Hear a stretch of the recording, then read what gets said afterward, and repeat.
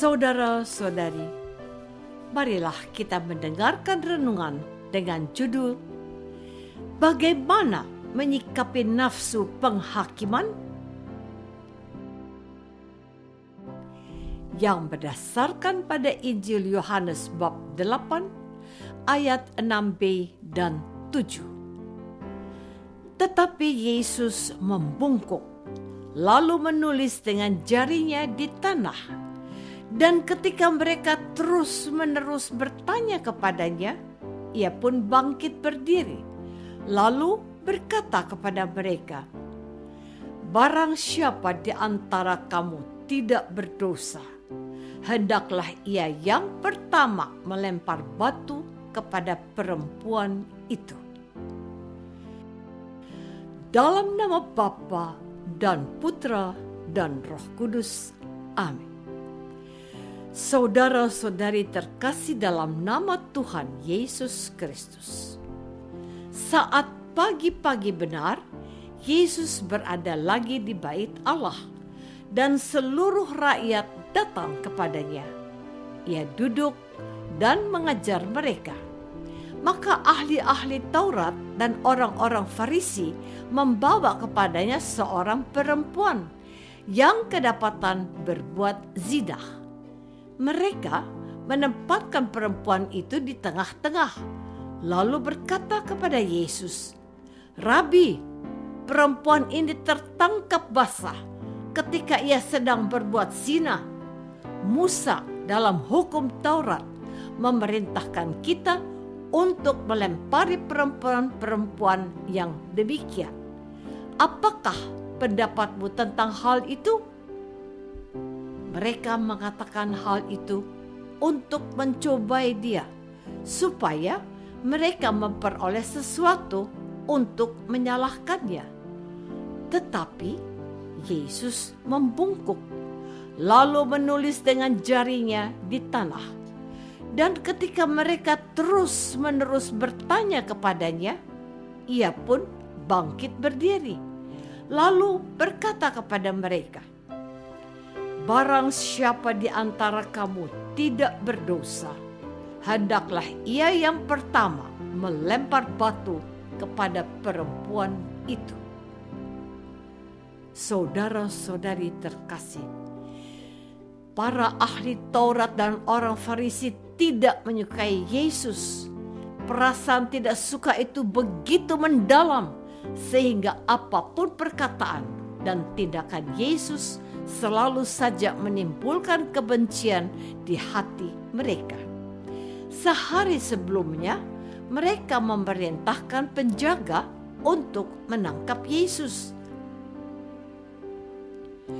Namun, tidak ada seorang pun penjaga yang berani menyentuh dia. Maka, pada keesokan harinya, mereka sendiri yang berupaya langsung untuk menjerat Yesus, yaitu dengan cara membawa seorang perempuan yang berzina.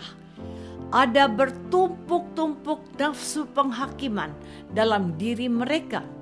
Menghadapi desakan nafsu penghakiman tersebut, Yesus menyikapinya dengan menciptakan jeda. Ia tidak reaktif menjawab pertanyaan mereka, melainkan membungkuk dan menulis dengan jarinya di tanah. Ketika desakan nafsu semakin besar, Yesus dengan tenang mengajukan pernyataan reflektif yang membuat mereka berpikir ulang dan langsung menemukan kebenaran mutlak. Saudara-saudari terkasih, adalah seorang jenderal berbintang 2 yang membunuh seorang ajudannya. Pembunuhan terencana itu kemudian ditutup-tutupi dengan cara menghilangkan rekaman CCTV di rumah dinas, mengarang skenario palsu dari kejadian meninggalnya ajudan, memerintahkan para anak buahnya untuk berkomplot melindungi perbuatannya, serta meminta beberapa koleganya juga turut mendukung dia. Namun, keluarga ajudan merasa curiga dan mulai mengajukan pertanyaan-pertanyaan. Hal ini membuat salah satu anak buah yang menembak langsung rekannya sesama ajudan sesuai perintah jenderal menjadi panik. Ia lalu mengakui kesalahannya dan menguak peristiwa kejahatan yang terjadi. Persidangan kasus ini berjalan lebih dari 6 bulan. Meski semula para pelaku memberi kesaksian palsu, lalu mengkambing hitamkan sang ajudan yang mengakui kesalahan dan menguak kasus itu. Namun pada akhirnya fakta dapat dikuak dan pelaku menerima hukuman. Saudara-saudari terkasih, sejak awal mengetahui kejahatan yang terjadi, sebagian besar masyarakat merasa kecewa, tidak suka, dan marah kepada pelaku. Bagaimana tidak? Seorang jenderal yang dipercaya untuk mengawasi perilaku para polisi, malah ia sendiri yang melakukan pembunuhan terencana. Dan saat kejahatannya terkuak, ia tidak menyesal dan mengakui, tapi membela diri dan mengkambing hitamkan anak buahnya yang terbuka. Tidak ada lagi integritas dari seorang pemimpin yang tersisa. Jujur, reaksi emosi yang muncul hanyalah yang negatif atau maksimal netral, alias tidak peduli. Tidak ada sepercik pun emosi positif yang mendukung. Meskipun demikian, seiring waktu berjalan, mengamati proses persidangan yang cenderung menghormati berbagai pihak dan tidak main hakim sendiri, intensitas emosi negatif pun reda. Gagasan belas kasih dan memaklumi mulai menjadi wacana, baik terhadap pelaku kejahatan maupun kepada keluarga korban.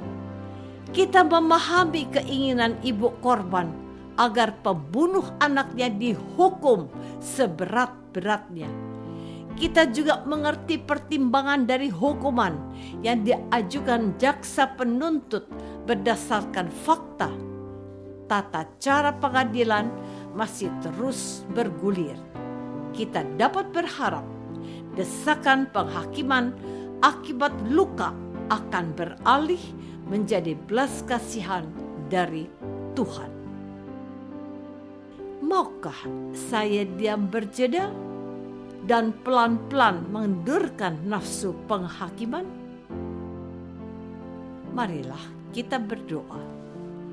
Tuhan Yesus, terima kasih atas teladan sikap-Mu dalam menghadapi desakan nafsu penghakiman. Kami sadar masih sering kali bersikap reaktif mengikuti penghakiman dari pikiran kami sendiri. Kami belum cukup menaruh hormat atas rahmat peristiwa yang Allah beri. Bimbing kami untuk membungkuk dan menenangkan diri. Kami percaya belas kasih-Mu akan hadir menuntun langkah kami. Amin. Semoga kita semua selalu dinaungi dan dibimbing oleh berkat Allah yang Maha Kuasa, Bapa dan Putra dan Roh Kudus. Amin.